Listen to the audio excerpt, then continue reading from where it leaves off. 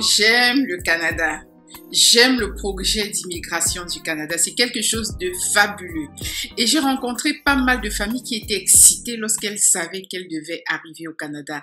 Une fois qu'elles avaient obtenu le visa, elles se disaient que voilà, toute notre vie va être très belle jusqu'à la fin du monde, jusqu'à la fin de la vie. Aujourd'hui, nous allons parler du divorce chez les Africains au Canada. Bienvenue sur ma chaîne Alice Dikweka. Ici, nous parlons de multiplier ses revenus, nous parlons de mindset, nous parlons de démarrer son entreprise. En gros, comme vous l'avez remarqué, parler de finances au Canada signifie aussi parler des familles. Parce que lorsque nous faisons les finances, c'est surtout pour les familles que nous faisons cela. N'est-ce pas? Vous êtes d'accord avec moi? Donc, je vais partager ici avec vous quelques raisons pour lesquelles beaucoup de couples africains qui arrivent au Canada divorcent dans les 5 premières années. Donc, Statistique Canada nous dit que il y a au moins plus de 60%, je crois, des couples immigrants qui divorcent dans les 5 premières années après leur arrivée au Canada. Et je vais partager ici avec vous un verset. C'est important de le savoir, un verset de la Bible. Oui, même pour ceux qui ne sont pas chrétiens, ça vaut pour tout le monde. Hein. C'est dans Luc 14, verset 28 à 33. « Car lequel de vous, s'il veut bâtir une tour, ne s'assied pas d'abord pour calculer la dépense et voir s'il y a de quoi la terminer. » Donc, ceci dit, lorsque nous recevons la bonne nouvelle comme quoi on a eu nos papiers pour le Canada, ou même lorsque nous pensons déjà à ces projets-là, il faut qu'on essaye toujours de se demander où est-ce qu'on va. C'est clair que le Canada, c'est un nouveau territoire. Si je quitte de la Côte d'Ivoire, du Cameroun, du Togo, du Gabon, je ne sais pas de quel pays hors du Canada, je dois savoir que je suis en train d'aller sur un nouveau territoire. Alors, puisque je vais sur un nouveau territoire, je dois donc calculer,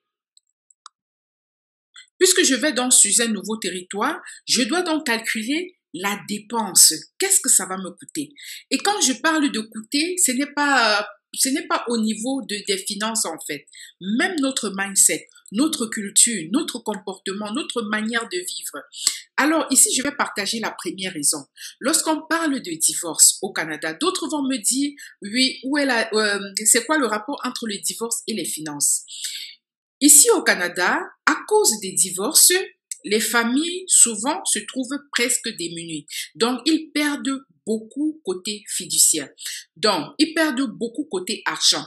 Je vais prendre un exemple. Lorsque les familles divorcent, il y a les gardes partagées. Donc, tantôt l'enfant va dormir chez tel père, l'enfant va dormir chez la mère. Donc, au Canada, lorsqu'il y a divorce, c'est le gouvernement qui en profite.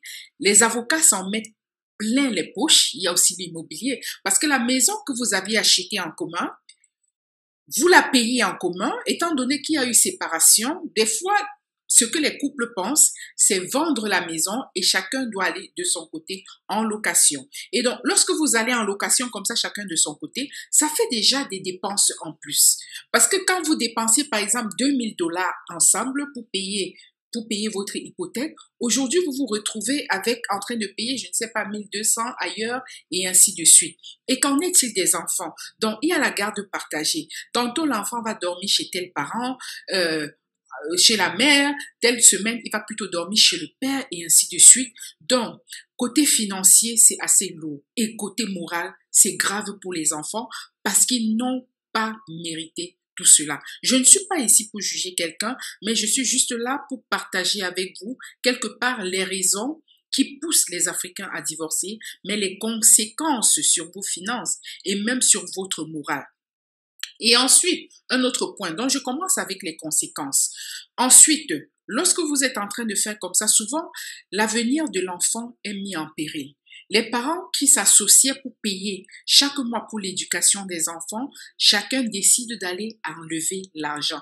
Parce que chacun s'est dit, c'est mon argent, comme je ne suis plus avec monsieur, ou comme monsieur n'est plus avec madame, il faut qu'il récupère tout ce qu'il a, et ainsi de suite. Des fois, on s'en fout pas mal de l'enfant parce qu'il y a tellement, donc il y a une sorte de colère dans le cœur au point où on oublie ses projets premiers. Et leur projet, c'était de venir au Canada, se donner une très très bonne vie et donner un bon avenir aux enfants. Donc voilà un peu quelques conséquences sur le plan financier. Donc les dettes qui vont tomber, c'est parce qu'on a payé des avocats, c'est parce qu'on a payé l'administration par-ci et par-là. Et le divorce au Canada, ça coûte très cher. C'est pour ça que vous allez voir certains Québécois qui sont ce qu'on appelle des conjoints de fait.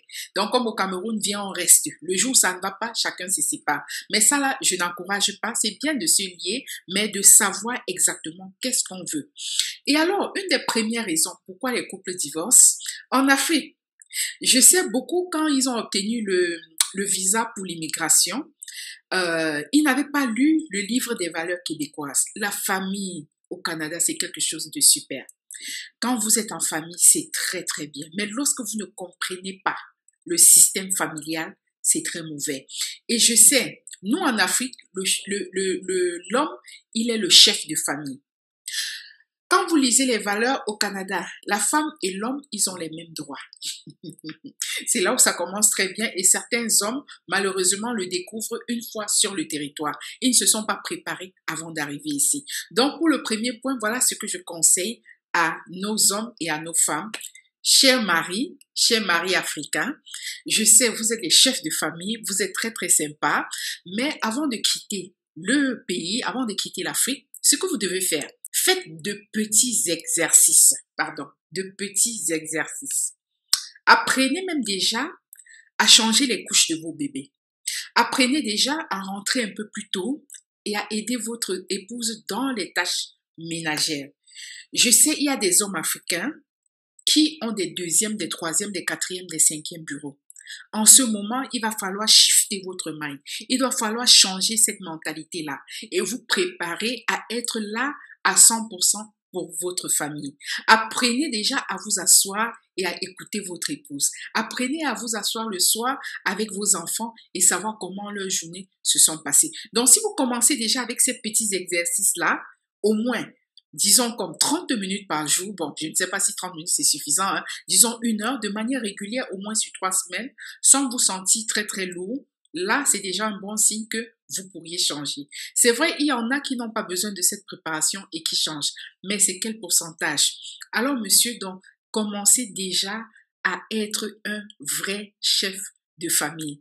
Pas le chef qui dit ce qu'on doit faire, mais le chef qui met vraiment la main dans la pâte, quoi, qui lui-même travaille à côté de sa femme.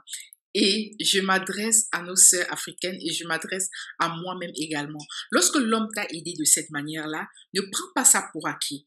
Donc, sois reconnaissante et ne lui impose rien. Donc, laisse-le faire, même s'il a fait des erreurs. Félicite-le si c'est possible. Voilà l'exercice que je nous propose à nous les Africains avant que nous ne quittions le pays. La deuxième chose, il y a le climat. Le climat ici, surtout au Québec, des fois ils vont dans les moins 27, moins 28 et ainsi de suite.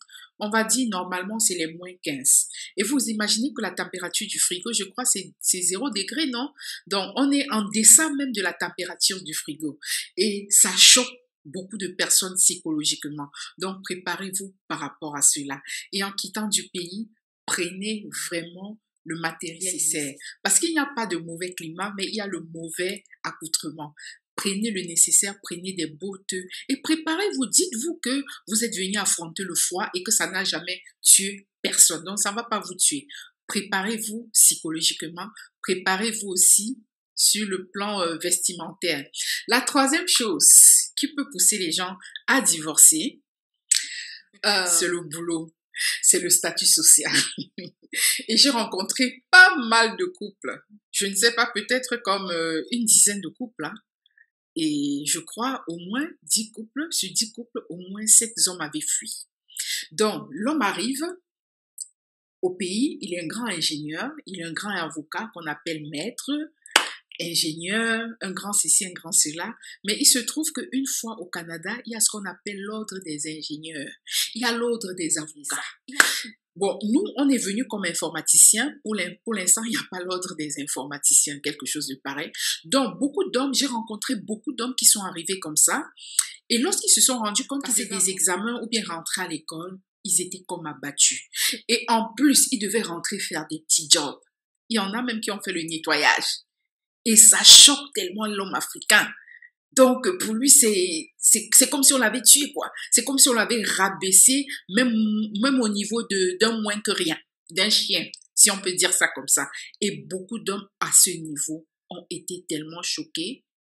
Ils ont senti la honte au point où, au lieu d'affronter cela en face, en restant avec leur famille, leurs femmes et leurs enfants, ils ont porté les affaires, ils ont abandonné la femme et ils sont partis. Donc voilà ce que certains hommes font. Et alors la solution pour nos hommes, c'est après la nuit vient le jour. J'ai rencontré des hommes qui se sont préparés à le faire.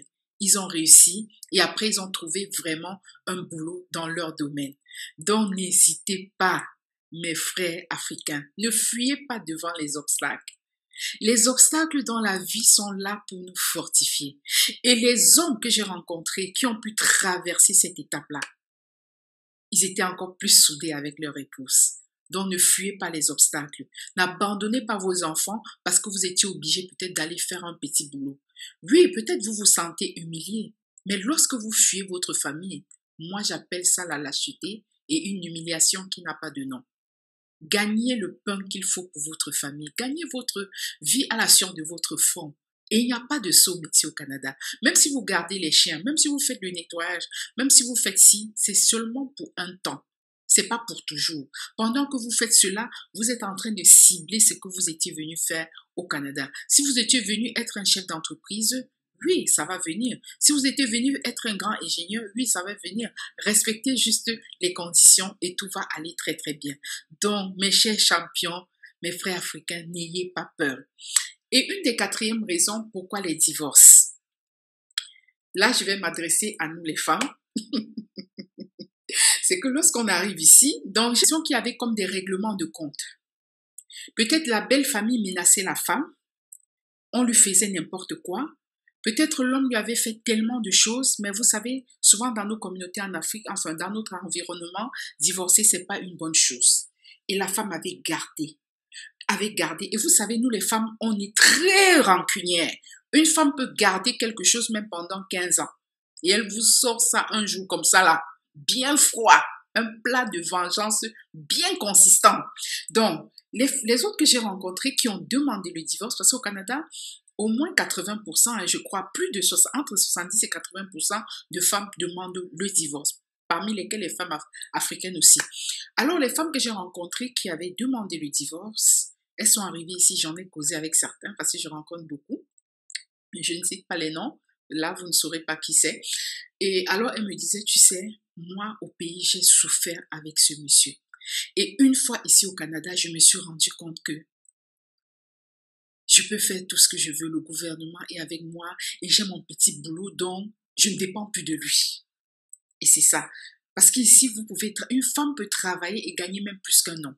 Même sans diplôme, hein, parce qu'on est dans un pays d'opportunités. Une femme peut gagner 3 fois, voire même 5 fois plus que son mari. Alors, ces femmes qui sont arrivées ici au pays, elles n'avaient pas de diplôme. Elles faisaient peut-être les petits boulots, elles vendaient un peu au marché. Mais ici, elles se rendent compte qu'elle a au moins ses 15 dollars de l'heure. Pour celles qui sont chanceuses, elles peuvent même aller à 30. Hein. Il y en a qui lancent leur propre entreprise. Alors, quand elle s'est rendue compte qu'elle pouvait être indépendante financièrement, mais elle a fait chier le monsieur. Donc, c'est du genre, le monsieur vient un jour comme ça, la femme est déjà partie. Donc, voilà ce qui arrive très souvent au Canada.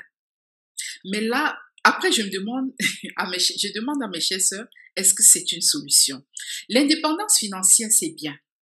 Mais l'indépendance financière, dans ce sens, je m'en fous de l'homme, non, je ne crois pas que ce soit une bonne chose. Parce que Dieu a créé l'homme pour qu'il soit avec une femme. Dieu a créé une famille, papa et maman, en fait. Donc, c'est un peu ça. Et quand une femme, malgré tout l'argent qu'elle peut avoir, se retrouve seule, c'est pas drôle. C'est là où j'en appelle au pardon. Souvent, le pardon, pas souvent, le pardon règle toujours les choses. En ce moment, vous pouvez vous dire, ouais, on est loin du pays et dès aujourd'hui, on va démarrer une nouvelle vie sans toutes ces personnes-là qui nous dérangeait. Donc voilà, mes chers messieurs, souvent, les divorces est dû au règlement de compte. Donc avant de quitter du pays, essayez un peu de faire un check-up, hein.